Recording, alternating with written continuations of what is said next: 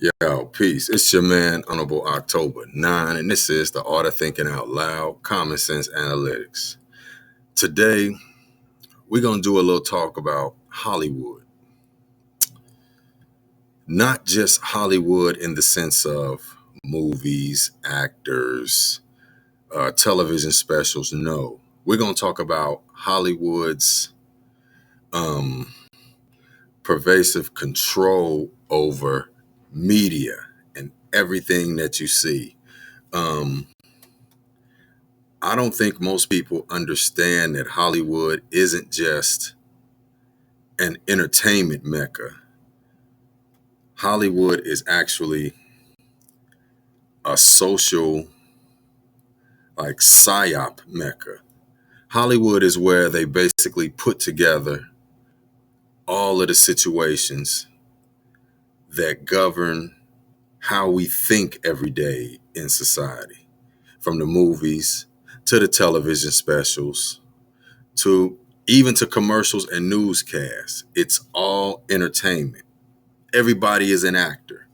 Even newscasters are actors. That's why you'll see, if you go on Twitter and you look at most of the newscasters in your city, look at the ones in the city that you're in.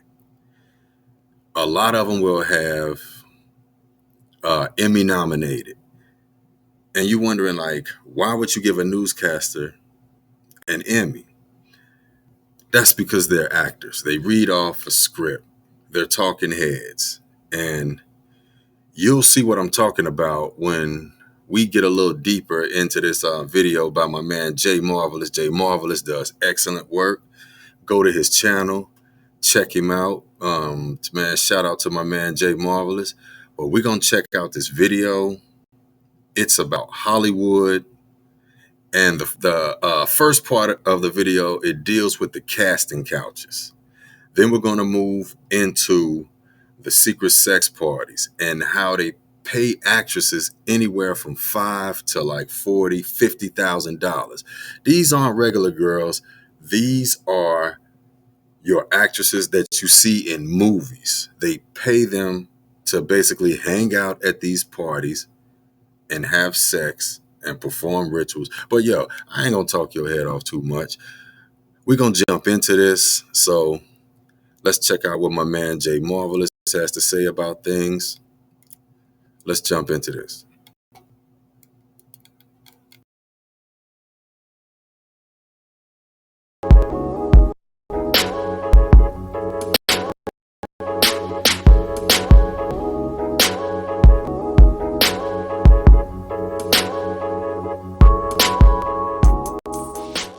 Anybody who's anybody relocates to southern France for the Cannes International Film Festival. But when the festival is in town, Cannes all becomes a hotspot for people selling something other than movies. As business becomes more global, one of those businesses that's going global is prostitution. And Cannes provides the very, very best. Yachts offshore, 200, 300-foot yachts. Each one, minimum of 20 women. Each one of those women getting paid anywhere between $5,000 and $40,000 a night. Now, if you're an actress and you made $40,000 the year before, but 3 years earlier you made $2 million, you probably still have a $2 million lifestyle. You also probably have a face that people recognize. Maybe times are tough. Maybe you go to Cannes. They're not giving $40,000 a night to somebody that came off the streets of Nice. They're giving $40,000 a night to somebody they saw on a movie screen. Thanks, guys. Thanks. Of course, while some Hollywood hotshots choose to keep their illicit liaisons private, others satisfy their carnal appetites by attending underground orgies that cater to everything from swinging to sex slaves. But even here, at clubs like Sanctum, you have to be a part of the secret VIP society to gain entrance. You can't just buy a ticket.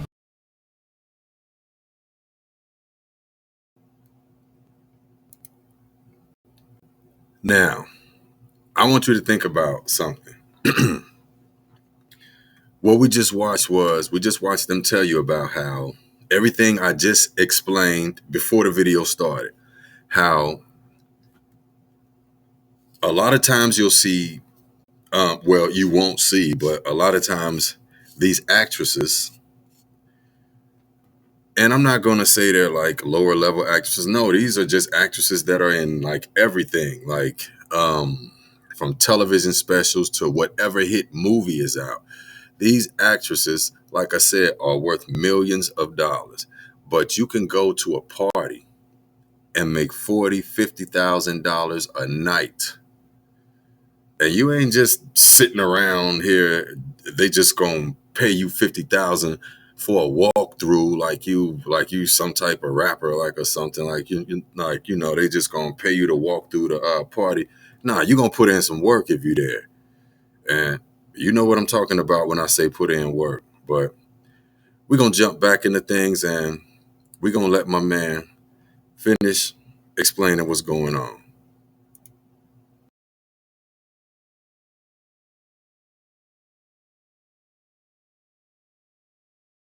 Like going to Burning Man, they will decide who's allowed to come to their party. The ticket price does weed out anyone who may not be appropriate for the party. I believe that Sanctum is the most secret society. It's so different from a normal party or a club. It's definitely a taboo. If you want to have sex in any room, you may, because that's what it is. It's a sex party. It's really an exciting and different feeling because you even get to smell the sex in the air, opposed to just sitting at home and watching porn. There are dungeons where these dominatrixes are legally, beating the hell out of these entertainment executives and/or actors and even actresses, who are into that sort of things. I know a lot of dominatrix who are making enviable amounts of money doing it. There's definitely been simulated, shows going on. I once saw one where Marie Antoinette herself was there, and she and her pony were having a great time together, and I thought, now that's a party. And 3 years later, I was at the Cannes Film Festival, and my husband and I bumped into this rather drunk producer, a British producer, who mentioned the director that I had this audition with, and he looked very sheepish and walked away. My husband grabbed him later and said, why did you start to say something and then didn't?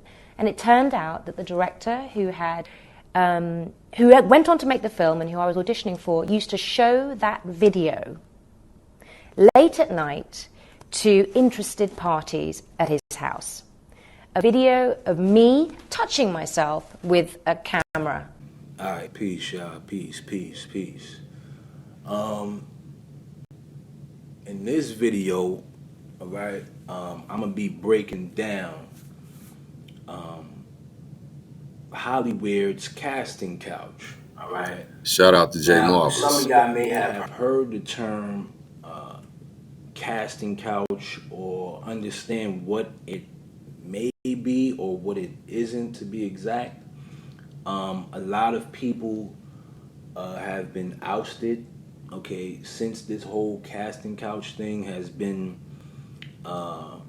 basically forefront to the public, all right? But I'm gonna give you guys clear description on how a lot of this stuff started, all right, where it came from, where it derived from, and some other interesting things that, has taken place in Hollywood.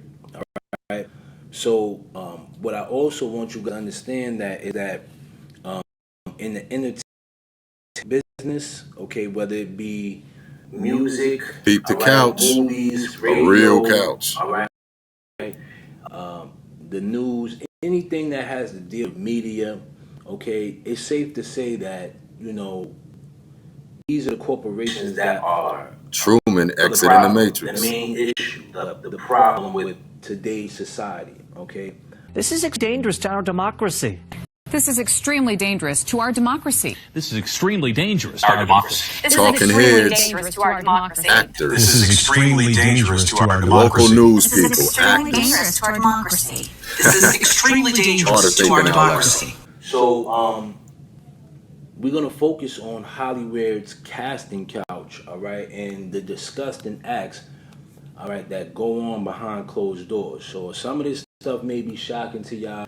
Some of y'all may know it already, but I'm gonna dig deep into a lot of this stuff here that is very valuable to most people. All right.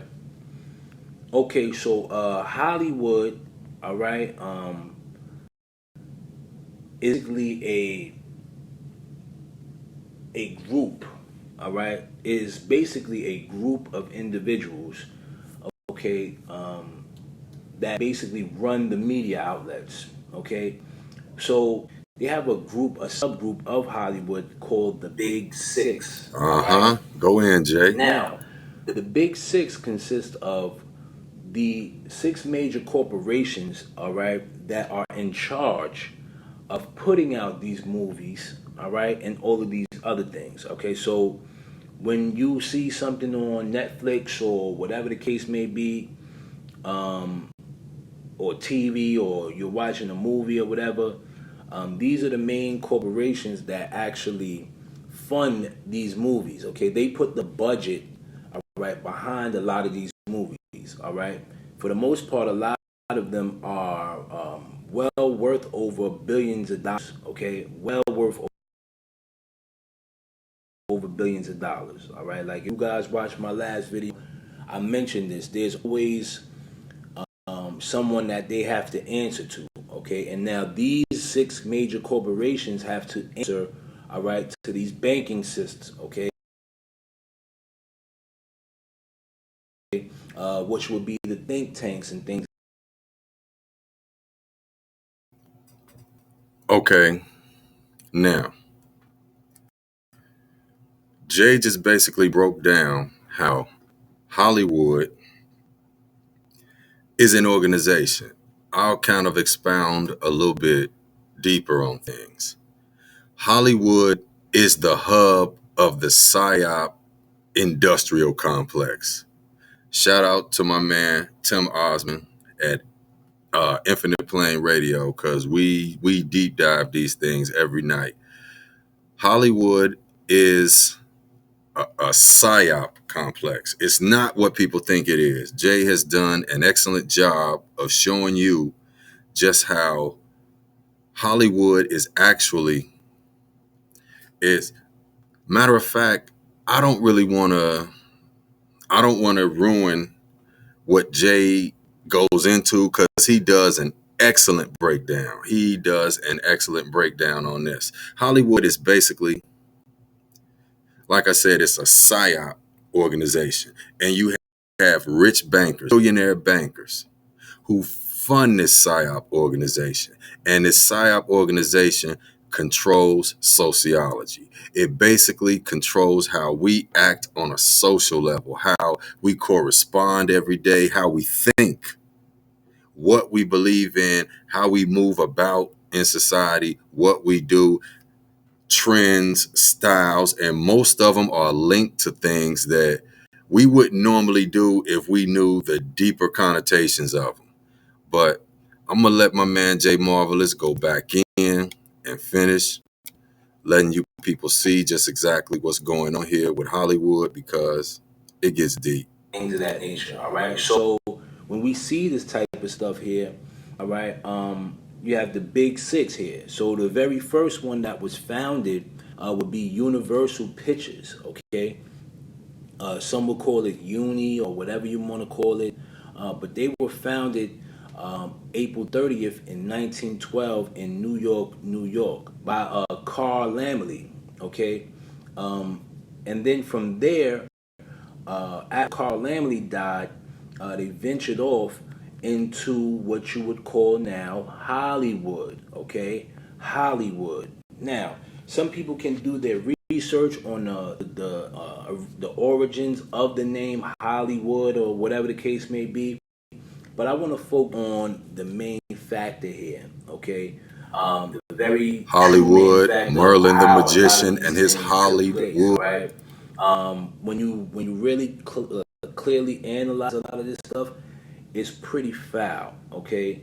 So now, as you guys can see, you have Paramount Pictures here, Warner Brothers, Fox, Columbia Pictures, and Walt Disney, all right? Every last one of these owners, okay, now mind you, the original owner of Universal Pictures, okay, Carl Laemmle, was basically died, okay, and he didn't want any parts of what was going on, okay. So I truly believe that they took him out of there, okay. He was on a mission to help a lot of people, okay, during World War One.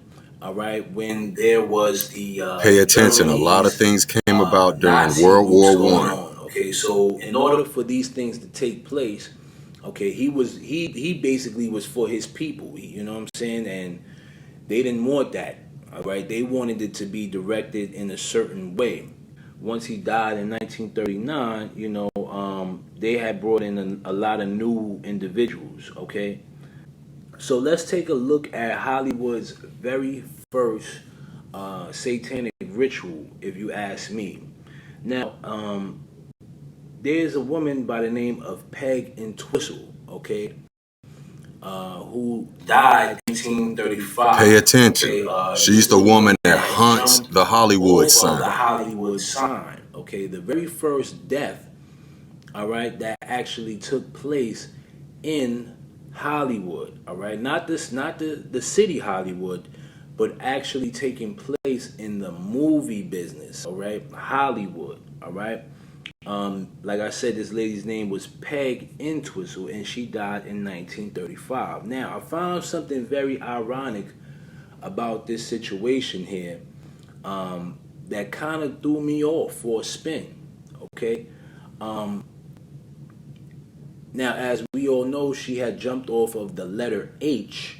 Okay, she jumped off the letter H on the Hollywood sign. Pay attention. H is a very significant letter. Had left a suicide note, okay, that I'm not gonna go into reading.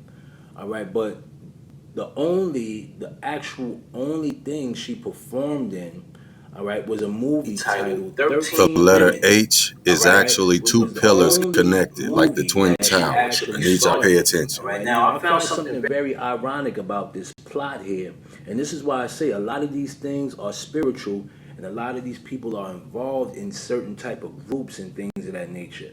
All right, so when they get involved with this stuff, man, paganism and all of this crap, things get crazy. All right, it gets real crazy. All right, so I'm going to read the plot of this movie that she starred in, titled 13 Women, all right? So it says 13 women. Pay attention. Sorority sisters, see that? Sorority sisters there at the All-Girls College St. Albans. All right to a clairvoyant Swami, who by mail sends each a horoscope foreseeing swift doom, okay? However, the clairvoyant is under the sway of Ursula Georgi, a half-Javanese Eurasian woman who was snubbed at school by the first women owing to her mixed heritage. Behavior. Pay attention. Pay attention. To leave school. She now seeks revenge by manipulating the women into killing themselves or each other. Find ironic, huh? She also goes the clairvoyant into killing himself by falling into the path of a subway train. Okay, so like I said, the lady Peg Entwistle here, who actually killed herself by jumping off the Hollywood sign, this was the only movie that she actually starred in.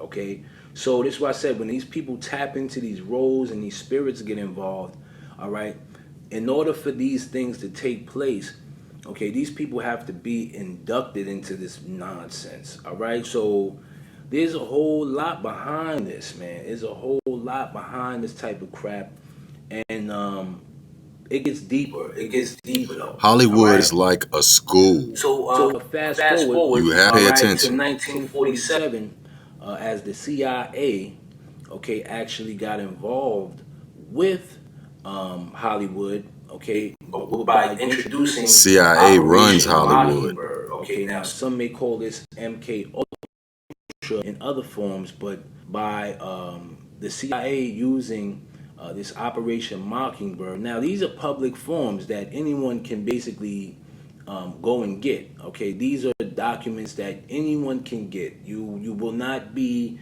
targeted. You won't be killed. You won't.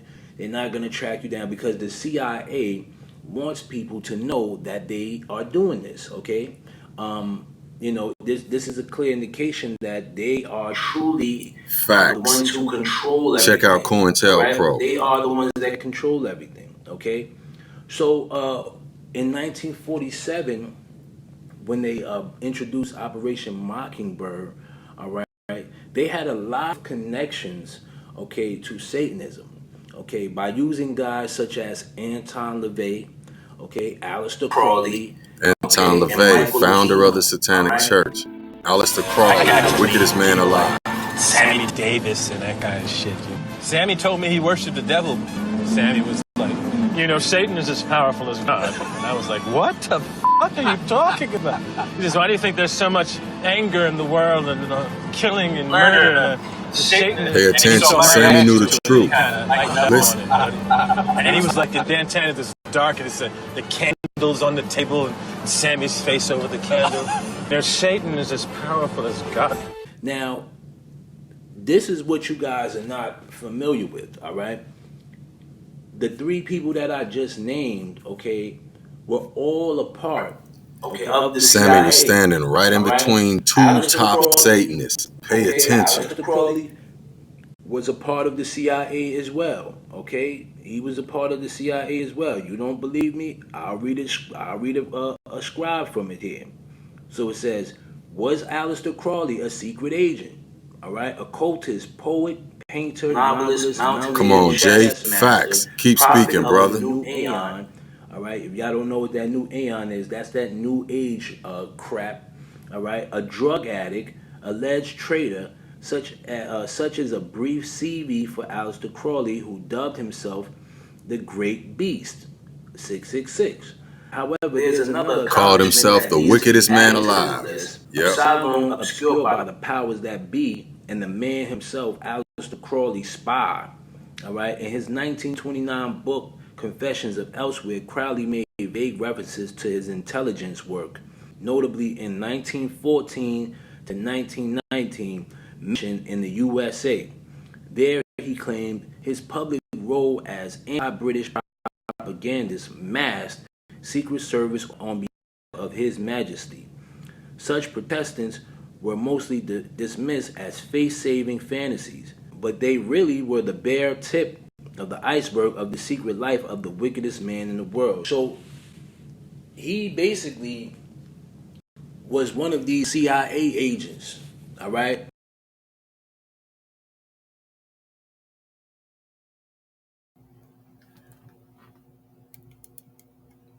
See, now I've been constantly trying to explain to y'all that shout out to my man Jay Marvelous. Shout out to my man Jay Marvelous for what he put in right there, for just everything he's broken down thus far. But let me take things just a little bit farther as far as the CIA and Aleister Crowley, Anton LaVey. The CIA has an office in Hollywood, or they have an office derived from Hollywood, where every movie that you see put out, every major movie, has to be approved through this office. And you need to ask yourself why. Why is it that they have to approve movies to be disseminated to the public?